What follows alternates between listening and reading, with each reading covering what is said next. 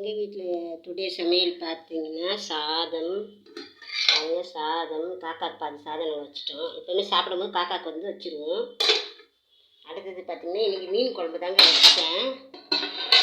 மீன் குழம்பு இந்த மீன் நல்லா வந்து 100 ரூபாய்க்கு வாங்கி செஞ்சோம். போதும் 2 பேர்த்துக்கு. கடையில் வந்து கொடுத்துட்டு போனாங்க ஒருத்தவங்க. எங்கள் ஹஸ்பண்ட் வந்து கோடி கடையில் தான் வேலை செய்கிறாரு. அதோட இந்த குழம்பு வந்து மீன் குழம்பு வந்து நம்ம இட்லிக்கு ஊற்றி சாப்பிட்டா நல்லாயிருக்கும், சாதத்துக்கும் நல்லாயிருக்கும். இது வந்து வறுத்த மீன் எடுத்து கொஞ்சம் தான் வருத்தோம்.